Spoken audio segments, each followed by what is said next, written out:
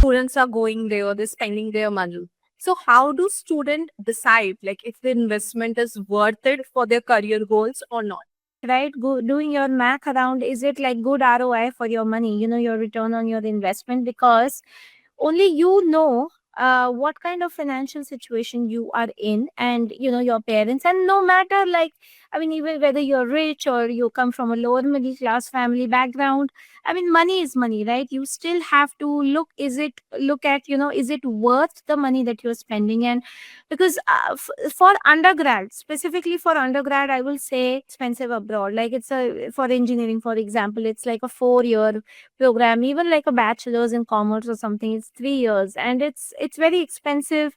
The accommodation, you're coming for the first time, you're coming abroad, so parents prefer that you stay on campus, and on campus ACO combined with tuition becomes a very expensive deal. So unless you're going to like a really top notch university, it's probably not worth it to spend over a crore just on your undergrad, because you're not going to be able to make up that money in the next even like 3 to 4 years, right? There's no shortcut for this. Like I said, you really have to build your profile from the very start. Academically, you have to be really good and strong. I think just building your profile, I think that's the core of it, right? Like, who your story, like who you are as an individual, being very self-aware. What are your strengths, what are your weaknesses, and you try to, obviously your strengths, you try to hone in on those. Doesn't matter what skill it is, but it's what matters is how good you are at that.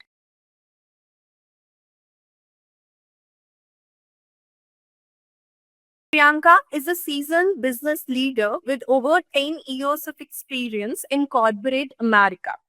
She is exceptionally qualified, holding two master degrees, including an MBA from Carnegie Mellon University, which she earned on a full scholarship. Which makes her journey truly inspiring is the transformation she undergone.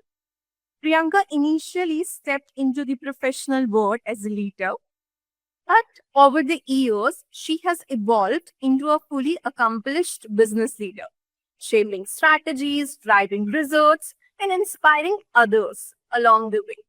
In today's conversation, we will dive into her journey, explore the challenges she overcome, and learn how she transformed herself into the leader she is today. So, without further delay, let's welcome Priyanka Agarwal to the show. Thank you, Urvashi. Thank you for that introduction. And I am thrilled to be on this podcast and happy to answer any questions that you may have. Why do many students choose abroad instead of India? I guess this is the very first question that come into the mind. Like 20 years ago, when I decided to, pursue my education from the US, uh, and I still continue to talk to a lot of students wanting to come abroad. And I think the sentiment is overall the same. I think from that time onwards till up until here, which is, I think it's a multitude of reasons. It's not just one reason. One, which is the biggest one, is they feel like, I mean, abroad or US or Europe or whatever they are considering, that's the land of opportunities, right? Like, there are definitely more opportunities here for talent, versus those in India. So that is number one. More opportunities and lesser competition. Opportunities are there in India as well, but obviously we know it's very competitive given our huge talent profile, and a very young working population. So that's number one. I think the other reason is a lot of kids want to just go abroad for the experience, right? They have not stepped out of the country.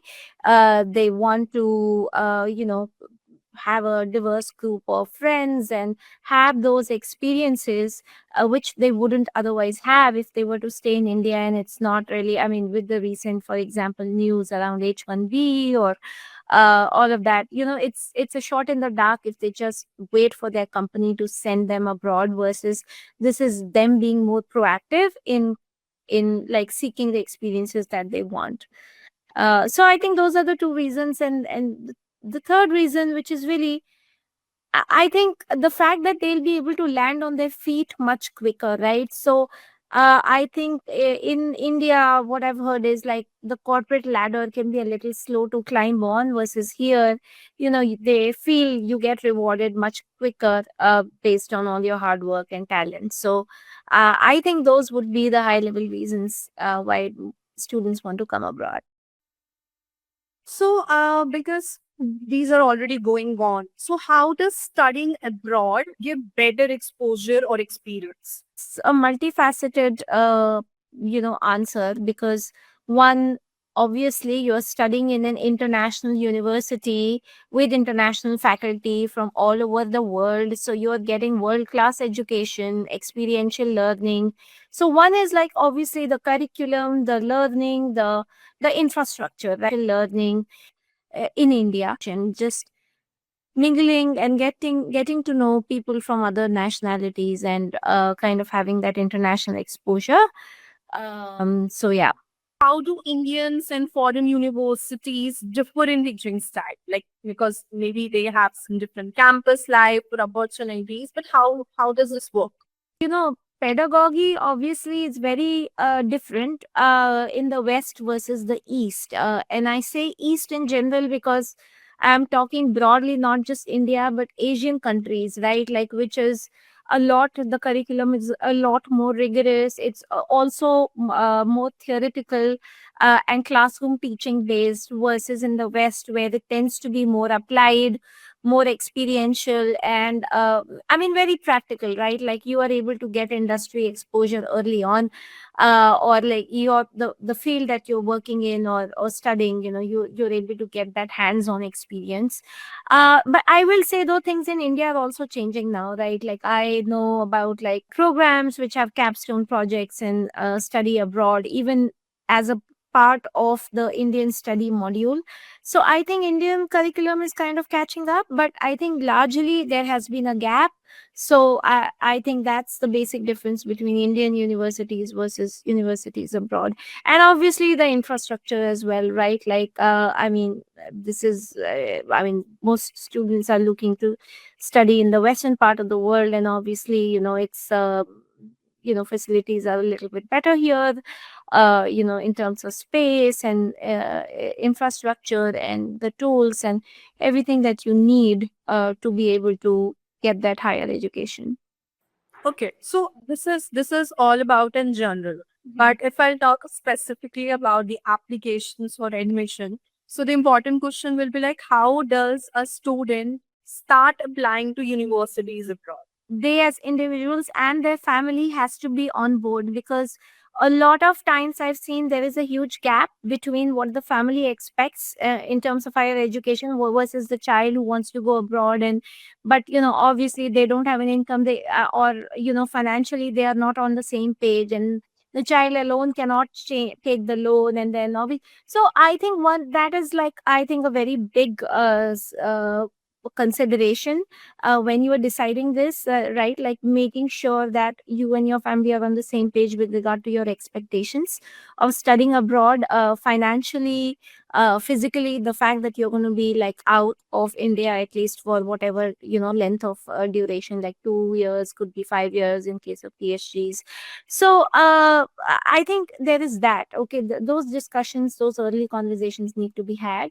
Uh, After that, then you start like reverse engineering with regard to, okay, what universities do you want to go to, try to connect with the alums there, see what experiences they offer, prepare yourself, right, to apply to those universities and to improve your chances of getting in there. How do you prepare? Study for the exam, the standardized test, of course, like you prep those, but then the but what matters more, I feel, is your overall profile, right? And that cannot be built overnight, which is why I always advise anybody who wants to go abroad, or in fact, like, forget abroad, like once you do well, focus on building yourself, right? Which is acquiring new skills, acquiring uh knowledge, like really being good academically as well as outside of academics, whatever it is that you do in terms of co-curricular activities, try to excel in those so that you really stand out when you put your application package together. So that's I think the biggest takeaway, right? Like it's a very holistic preparation that you need to do, combined with your own research, combined with building your profile, and obviously, like standardized test scores, which everybody knows they're the most important, as you one of the biggest check marks as you consider universities abroad. So, what are the key documents or tests required? For like masters, I can like GRE, for example, for the US graduate record examination is a big one. For undergrad, if you're looking, then SAT. There are also other standardized English tests which some universities ask for. IELTS and TOEFL. IELTS specifically for Australia and Europe, I believe. And yeah, these are the standardized test scores, and they'll have the usual statement of purpose, letters of recommendations, usually three, um, and your academic transcripts. The institutions that you studied in India. I mean, they want the transcripts. They want your resumes, your CV, whatever you call it. Yeah, I think those are the standard things. And then, I mean, obviously, later in the application, they also ask for financial, like proof of stability and, your health certificates and whatnot. Are there any like tips to improve your chances of getting admission? There is no shortcut for this. Like I said, you really have to build your profile from the very start. From the very start, I mean, no time can be too soon for this. Like you are in school, you are in high school, you need to really focus on what is it that you're really good at, what is it that you really can excel. Are you contributing in the community? Are you also, obviously, you're academically, you have to be really good and strong. So I think just building your profile, I think that's the core of it, right? Like who your story, like who you are as an individual, being very self aware. What are your strengths, what are your weaknesses, and you try to, obviously, your strengths, you try to hone in on those. I gave you an example, right? Like if you're a good tabla player, then you really need to put in the hours, put in the work to really excel in that. So you can really write in your profile that yes, okay, you have reached a certain level with your tabla playing skills. And it doesn't matter what skill it is, right? Like it doesn't matter what skill it is, but it's what matters is how good you are at that. One thing that we overlook in India is, I will speak to it, is community involvement, which means like working with non-profits, doing good for the community, like it could be the impact you are driving on the environment or society. So whatever it may be, but that aspect is, I think, is missing generally. Volunteering, basically. So that is somewhat I've seen missing in some of these kids who go to IB and some other really proficient institutions. Well, they have their A's and they have their all their extracurricular stuff under their belt, but when it comes to this volunteering work or community work, then they are not that active. And I know in the West, it's a very big deal, right? To be to make sure, like, you are sort of giving back to the community. If you talk about colleges here like Harvard, MIT, they all look at that quotient of your profile. So that's definitely one thing that I would encourage our Indian students to look into. So, when it comes to course cost and living expenses, so what are the main expenses students should plan for? Like it can be tuition, accommodation, or daily cost. I mean, obviously, you need to plan for everything, right? Like, you can't just plan for tuition and not worry about accommodation. You're going to have to go and live there. So, it's ACO, it's tuition, it's your living expenses. So, you need to take estimate of all of those expenses. Tuition obviously is very easy based on like the university you're applying to. You would know that those are hard numbers. And accommodation also, you can get a pretty good sense of the cost of living. I mean, obviously there are a lot of tools on the internet. You talk to the students there, your alums, and usually, that is the second biggest expense, your accommodation, and third will be your living expenses. And you will want to also have some emergency fund. This I cannot emphasize how important it is. I would want at least like 20% of your tuition expense or whatever it is. You need to have that emergency fund because you're going abroad. You never know. Yes, you're going to have your health insurance and whatnot, but and you're young, but yeah, that's something that I always encourage Indian students to make sure like they have that exigency fund.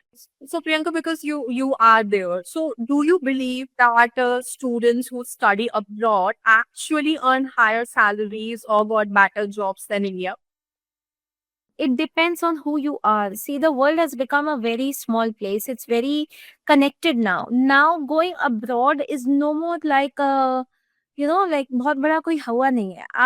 आप जाते हो and India में भी लोगों को पता है कि वहां पर भी इंडिया में भी बहुत अच्छी एजुकेशन है और वहां पर भी बहुत मतलब बेकार यूनिवर्सिटीज यूएस में भी हैं या यूरोप में भी हैं बहुत average universities. So anybody can go and check what is the ranking of your institution. So I think that is the number one thing कि आप आप कहाँ से कर रहे हो, what you are studying, those are very important things, right? The actual skills you have. I have also met people who have very killer resumes, like they have like all the degrees, they've taken a bunch of courses on LinkedIn and whatnot, but they really don't know like basics, like they're fundamentally weak. And that to me is like pretty shocking, because I don't know how they are able to get all those degrees and all those fancy certificates when they don't really know basic stuff. So realize that how good you are, ultimately that's what matters. Of course, if you're good, you have those renowned institutions names and all the brand names, it helps. It would help you get a better salary package. And of course, if you compare in terms of absolute numbers, then yes, I mean, abroad you do get paid higher versus in India. But that said, again, it depends on your overall profile, I would say, because the job market abroad is also extremely competitive right now, like it is in India. So it's not like, okay, just because you're a graduate, they also look at your GPA, your how good you were academically, what did you do, were you part of the clubs, did you have any leadership positions at the clubs in the universities. So all of that combined, I think is what really determines like your salary package. So yeah, just some things to keep in mind. So because students are going there, they're spending their money. So how do students decide like if the investment is worth it for their career goals or not? It goes back to like doing your research, right? Doing your math around, is it like good ROI for your money, your return on your investment? Because only you know what kind of financial situation you are in, and your parents. And no matter like, I mean, even whether you're rich or you come from a lower middle class family background, I mean, money is money, right? You still have to look at, is it worth the money that you're spending? And because for undergrad, specifically for undergrad, I will say expensive abroad. Like it's a, for engineering for example, it's like a 4-year program. Even like a bachelor's in commerce or something, it's 3 years, and it's very expensive. The accommodation, you're coming for the first time, you're coming abroad, so parents prefer that you stay on campus, and on campus ACO combined with tuition becomes a very expensive deal. So unless you're going to like a really top notch university, it's probably not worth it to spend over a crore just on your undergrad, because you're not going to be able to make up that money in the next even like 3 to 4 years, right? Because I mean, I'm giving very high level numbers. Again, it depends a lot from the field, on the field that you are in, how you do at the university, the job market at the time that you graduate. But again, like I said, it's not going to be easy if you just think that okay, coming abroad is it's just like your ticket to being wealthy, or like a good career. I think that's not the case. um so you really have to kind of do your maths around, like what is the tuition, what is the average expected salary you're going to expect to earn, and then kind of the incremental salary like 2 years from now, 4 years from now, the potential job market, and do all of that research, and then come up with a realistic value, like does it make sense for you and your family to spend that kind of money, or are you better off just studying in India and then maybe considering going abroad for your master's or for a more advanced degree? So, see, because students are unaware about how to approach these opportunities. Yeah. So they are connecting with some agents or all those programs. So my question actually related to that, like how can students protect themselves from the fake agent or any misleading programs while applying studying abroad? That's a good question. Obviously there is more scamming nowadays versus when we used to apply. I will say this. I think you know you are going to have to do your own research, right? Like when you're considering any institution, any agency that you're taking help from, you need to really do your research around, like go to their office, talk to them, when were they established, talk to real people who they have helped establish their careers. Don't just go by promises and what the fancy stuff they put on their pamphlets. Look at the case studies, right? Like they may say that, oh, we send students to XYZ universities, but have you talked to those students? Have you followed their trajectory? Are they legit on LinkedIn? Stuff like that. So there's that. But I will say a general mantra, like anybody who gives you a guarantee for anything, guaranteed admission to a university, is guaranteed job, is usually fake. Number one. Number two, uh, anything that suggests like this will be like come to us and it's like a shortcut to success, that's also false, because the process is a process, right? Like you will only apply when the applications open, and there are deadlines, and there's a process. And so you cannot like jump the gun with regard to that. You have to, like, it's a long process, like 8 to 9 months. And if you include all your research prep, then it's even longer, maybe 2 years to prepare and actually get to the university. So I think there are no shortcuts in success, and in this case as well. And then finally, I would really consider agents, or if I'm taking external help, which come through a reference. I wouldn't just go off of something I found on the internet and just like call them. If I know somebody, that's the route I would recommend. If my friends or my family friends have used some sort of a service, I think that's the way to go about it, because then they can personally vouch for those agents, and then I think it's a safer route to consider. Yeah. Priyanka, because we are at the end of this discussion. So could you please help me? Like, is there any checklist like which the student should follow to proceed further, or like helping draft or in SOPs or their targeted application? So is there like are there any checklists to be like procured first? Yeah, I mean, the checklist is always there. Obviously, you're applying, so the admissions committee go through a number of things. So, like I think it's a question that overlaps with your earlier question, right? Like, what do they need? So, all of that SOP, health certificates, academics. So, there is a checklist, and you can easily go to any university's website and you can see what that checklist is. I mean, there is no real I think perspective around this. It's a really black and white answer. Every university, every country, every geography will have their own checklist, and you just need to I mean, take a copy, print it out, and just, as you're making sure you're preparing your application package, make sure obviously you have it all ready to go. Okay, thank you. Thanks a lot, Priyanka. Because I guess this from this podcast now student can think about like how they can go to abroad, their application, their admission, their course, leading and all the career opportunities. Thank you. Thanks a lot for the podcast. Okay. Thank you, Udvashi, for hosting this, and I really enjoyed talking to your audience through this medium. Thank you. Thanks a lot. Bye. Thank you. Bye.